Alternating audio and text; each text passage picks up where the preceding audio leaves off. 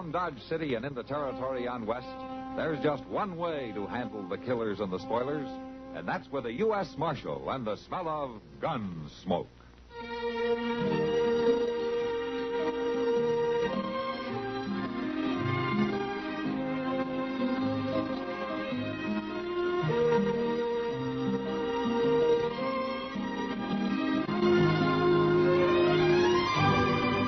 Gunsmoke, starring William Conrad. The story of the violence that moved west with young America. And the story of a man who moved with it. I'm that man. Matt Dillon, United States Marshal.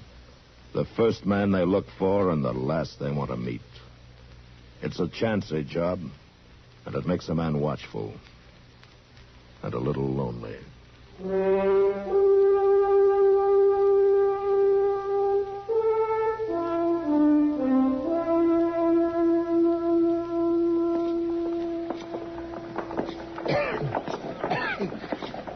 Well, Mr. Dillon, there ought to be some way to lay the dust along the plaza here. That old man Briscoe waters at dawn once a week, Chester. Sure, and there's mud up to your knees for 2 days and dust all the rest of the time. Well, I guess that's the price of civilization. What is? Dust. What's civilization got to do with dust? Well, Dodge is growing, Chester. More people coming west all the time. Yeah. Maybe we ought to move on west ourselves. Oh, where to? Oh, I don't know. Colorado Territory, maybe. Hey, look at there. What? Oh, that sign there next door there. Laughing gas show tonight. Phenomenon. Huh? That's phenomenon, Chester. Oh, well, Stafford's laughing gas show. Amazing, hilarious admission, 25 cents. Well, it looks like Dodge is getting some entertainment. You see, I told you it was getting civilized. My, if I could get me the loan of 25 cents, I sure would be there tonight. Yeah, and you'd probably enjoy it, too. Well, there ain't nothing wrong with them shows. No. 25 cents, well, that ain't a whole lot of money. No, you're right. I didn't. And I could pay back whoever loaned it come Saturday. Sure. Sure seems a pity to miss that show. Oh, all right, Chester. Here's your money. 25 cents, no, a quarter. I wasn't hinting or nothing like that. Well, thank you, Mr. Dillon. Thank you.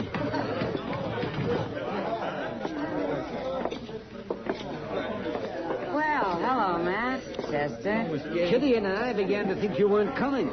Sit down. Thank you. Sam, bring over another pitcher of beer, will you? Right away, Miss Kitty. It's nice to know the law's on its appointed rounds, even if it means friends are kept waiting. Now, is Doc mad because he had to buy the first pitcher of beer? He's told Sam to put it on your bill. You know, I believe it. Here you are, Miss Kitty. Thanks, Sam. Say, Doc, you know what we just seen down the street? A circus? No. A sign saying there's going to be a laughing gas show here tonight. It's the same thing. Now, Doc, there's nothing wrong with a laughing gas show. A bunch of darn fools getting up and showing off in front of a bunch of darn fools. I ain't never been to one. I met Mr. and Mrs. Stafford earlier today. They're the people that put the show on. Yeah, they seem real nice. There's no reason why they shouldn't be. Mrs. Stafford's a pretty little thing. There, you see, Doc? Oh, pretty or not. I don't want to talk about it. What is it that bothers you, Doc? Have you ever been to a laughing gas show? No? Did you ever take gas yourself? Why, did you? Yes, in medical school. It's nitrous oxide, an anesthetic, and it's also an intoxicant. Well, Miss Kitty, you going to be at the show? I don't think so, Chester. How about you, Mr. Jones? I guess I might as well, Chester. You'll make life miserable for me if I don't. Good. I just can't hardly wait. Oh,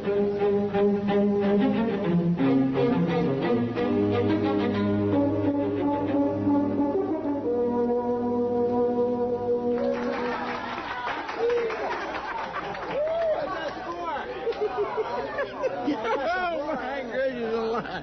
Oh, sounds like you're enjoying it, Chester. Oh, hello, Mr. Dillon. Well, I never laughed so much in all my born days. Yeah, they had Lauren Teeters up there on the stage, and they give him this gas to sniff, you know, out of that contraption with all them bottles and burners and things. He got drunk as a lord. Lauren Teeters? Yeah, he sang and he danced and he laughed and cried all at one time. He's kind of old to be carrying on like that, isn't he? Well, I'm just as glad he ain't going to be shaving me tomorrow. And now, the next volunteer is Mr. Cloud Marsh. Don't be scared. Here, sir, is your $1 for volunteering. Now, sit down right there. Good. Now, just put this nozzle in your mouth and breathe deep. That's it. Keep breathing. In. Out. In. Out. That's right. It's all right, folks. It won't hurt him. Cloud Marsh ain't so bad when he's asleep. He'll come to in a minute. See, Mr. Dillon, when they come out of that gas, there's just no telling what they'll do. Yeah, but if Cloud Marsh comes out his real self, it might be quite a ruckus. Do us a favor, mister. Keep that bully under forever. Where is it? I'm gonna smash you for this. Now, take it easy, mister. It's all in fun. Who wants a fight? I'll fight anybody in the place. Oh, poor Cloud. Poor Cloud. I know you don't like me. You don't like any of us. But me and my brothers will fight you anytime. And we'll get you. We'll get you good. Maybe you better go. I ain't going nowhere. I'll show you. Go on. He busted all the laughing gas equipment. A couple of you men better help me here. The gas has made him a little argumentative. Come on, Chester, let's get out of here. What a thing to do. I've got some more apparatus in the back room. The show will continue in just a moment. That doggone Cloud Marsh starting to rookus like that. Well, Stafford said you become your natural self. And he sure did. Them Marsh boys just wants to fight all the time, don't they? Yeah, there could be trouble from this, Chester. Well, why? My gracious, he's the one that started everything. Yeah, but a man like Cloud Marsh can't take being laughed at. Yeah, he'll make trouble, sure.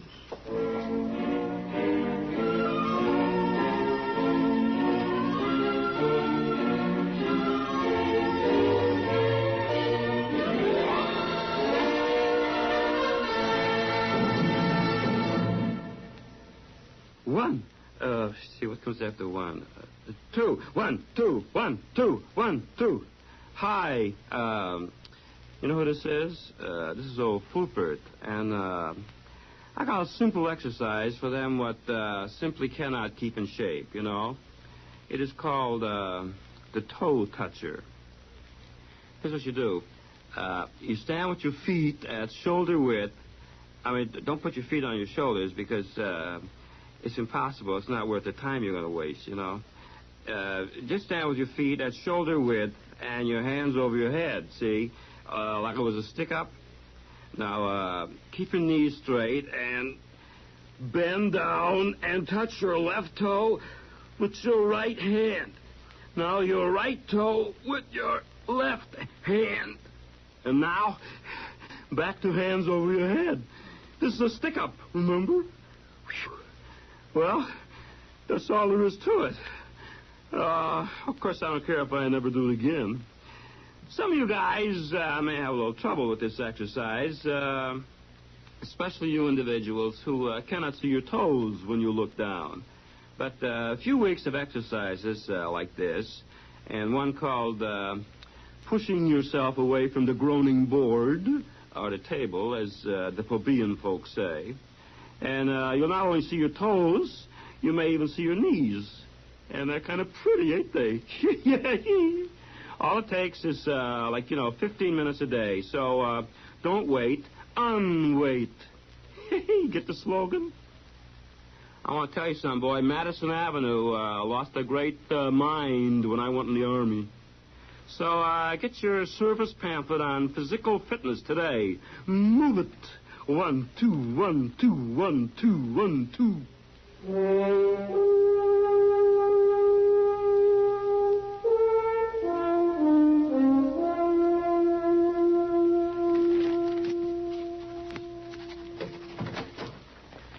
Hello, Matt. No? Oh, morning, Doc. There's some coffee on the stove. Help yourself. Yeah, okay. And how was the show last night? Well, I got there late, so I didn't see it all, but Chester said I was fine. I suppose Chester got up on the stage and made a fool of himself. Well, he probably would have, but he didn't get the chance. Cloud Marsh took some of the gas and wanted to fight everybody in the place. Then he started crying and busted up all the equipment. It's a good thing those ornery brothers of his were down at the Long Branch instead of at the show. They'd have busted up the whole store. Yeah. You know, Matt, nitrous oxide's a dangerous thing to mess with. Too much can be fatal. I remember this boy at medical school who took this... Hey, Doc. Doc, I've been looking all over for you. Yeah? What's the matter, Chester? It's Mr. Stafford. He's been hurt bad. What? Oh. Well, Miss Stafford didn't say. Just that he got beat up and she needs Doc down at the store right quick. Take me a minute to run up and get my bag, and I'll meet you out in front. All right, Doc.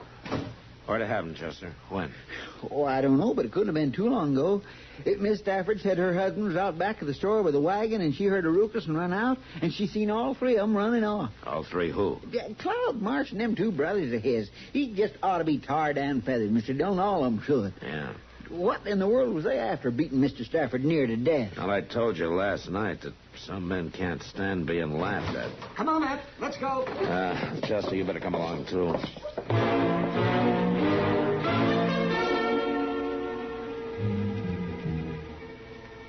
There's nothing to do now but let him rest, Mrs. Stafford. How long's he going to be like that, Doc? Unconscious, I mean. Well, he's had a bad concussion.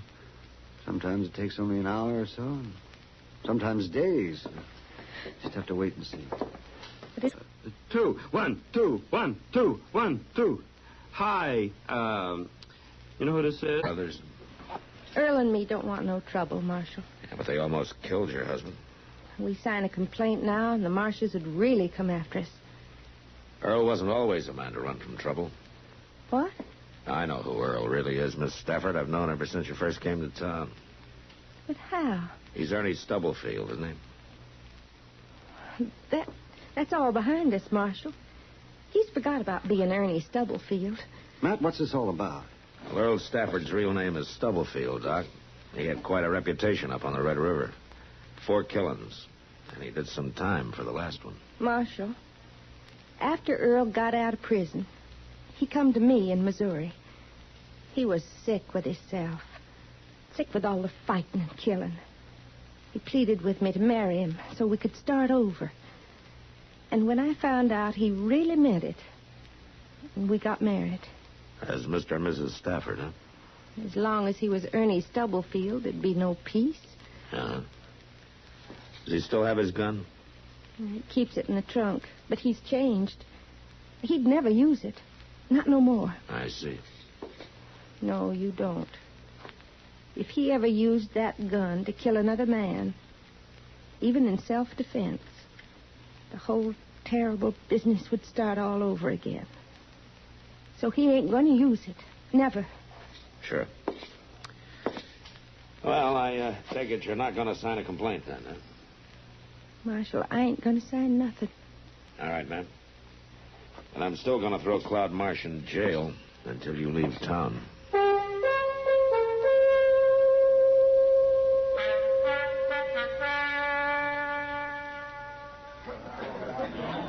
But I tell you, I was right there in Pottawatomie County, and I seen it. Look, Andrew, them Marsh boys, they don't like that kind of talk. Well, John Brown come down the creek and murdered all 5 settlers. Now, you ask Watt over there. He ought to know. That's what he was named for, Pottawatomie County.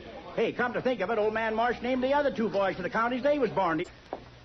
And how was the show last night? Well, I got... Sitting listening to you, old man. You sure feel your liquor, don't you? Well, I didn't mean nothing against you and your brothers, Cloud. No, you didn't mean nothing, but you do like to drink, don't you? Well, just 1 or 2 to get started in the morning. I don't figure 1 or 2's enough for an old man. So I'll just give you this whole bottle. Hold him, Watt. Oh, no, you can't. Get his arm. Stop it now, Cloud. I'll pour enough Let go liquor of me. down his gullet that he'll... All right, hold it. We ain't doing nothing, Marshal. Just giving old Andrew his morning bottle. Let go of him. Okay. You're coming with me, Cloud. Where? Jail. Well, what for? Disturbing the peace, breaking up the show last night. Now, do you want to walk or you want to be carried? Okay, I'll go with you, Marshal, but I'll tell you something. You ain't going to keep me in jail long.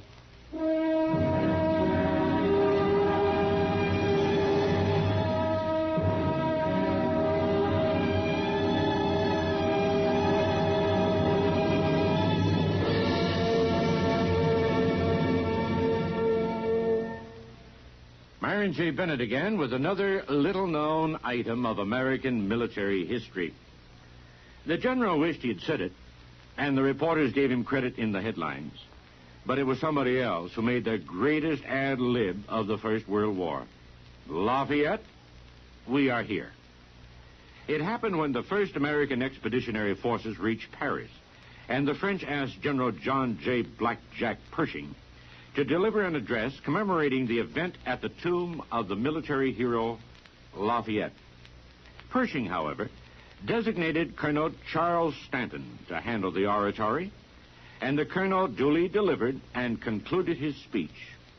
We pledge our hearts and our honor in carrying this war to successful issue. Then, remembering the Frenchman's great help and friendship for America in revolutionary days, he saluted the tomb and called out, Lafayette, we are here.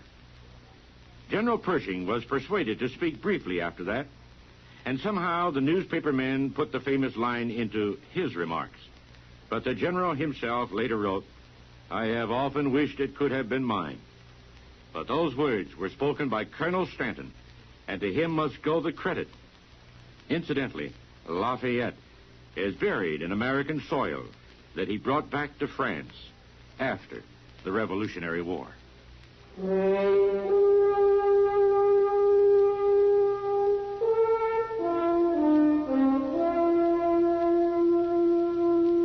Claude Marsh was right. He didn't stay in jail long.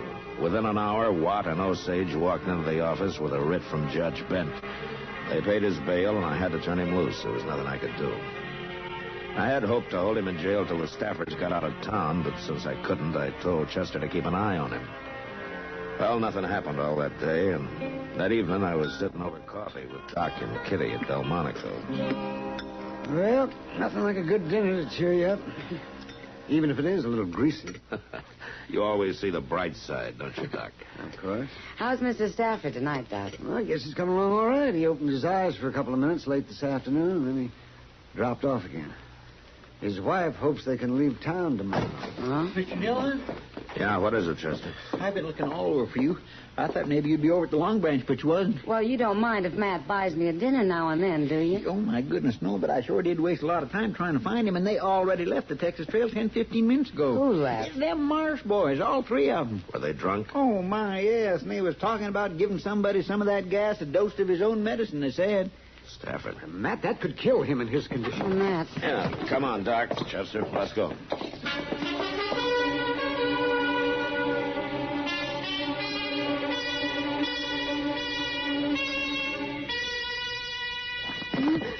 Yesterday, I put on a show for you. Now you're going to put on a show for us, Mrs. Stafford. Please. You may sing, you may dance, you may make a fool of yourself. Ain't no use calling him laying there unconscious in the back room like he is. He ain't about to help you none. Don't do this, please. He was mighty thoughtful to leave all the equipment out here on the table, Mrs. Stafford. Now, sit down. Sit. You just take this mouthpiece. No, please. That's it. Breathe in, breathe out. Now, don't act like that. You need a little more gas to put on a good show for you. Let me go. Why, you just ain't nowhere near happy yet, Mrs. Stafford. Give it another whip. No. All right. Turn around, Cloud. Well, looky there. Old man Stafford got up out of bed. You filthy pigs. Now, that ain't no way to talk. You let go of my wife. Cloudy's got a gun. Earl, don't shoot. Don't worry. He ain't going to. Don't shoot. He ain't got the strength. You stand away from her. Not likely. Don't you forget, I got a gun in her back. All right, hold it, all of you. I'll handle this, Stafford. You stay out of it, Marshal. Put up your guns, both of you. There's 3 of us, Marshal. Don't be a fool, Cloud. Now turn her loose. All right. I'll turn her loose.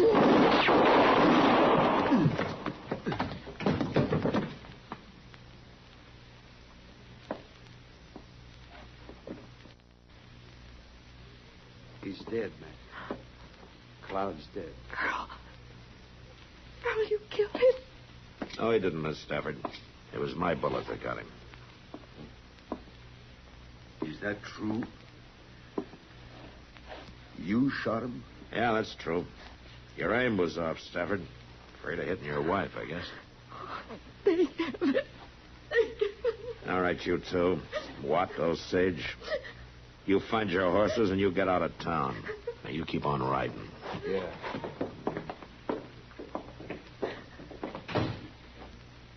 Mr. Stafford, you'd better get Earl back to bed. Yes.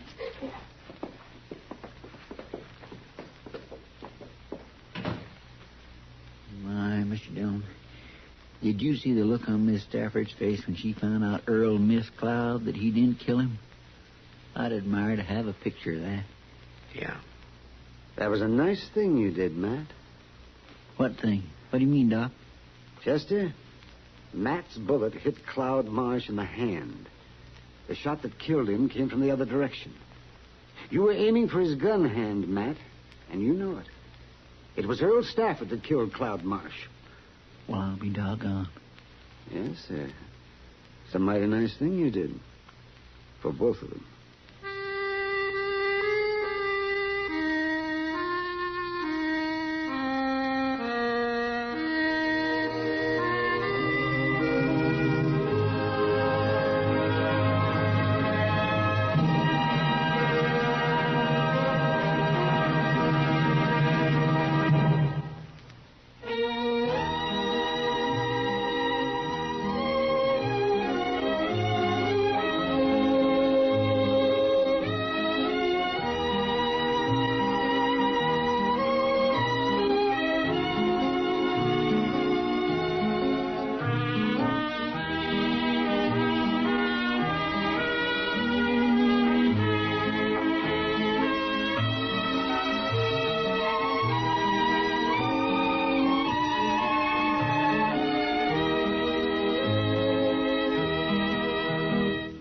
Gunsmoke. Produced and directed by Norman Macdonnell. Stars William Conrad as Matt Dillon, U.S. Marshal.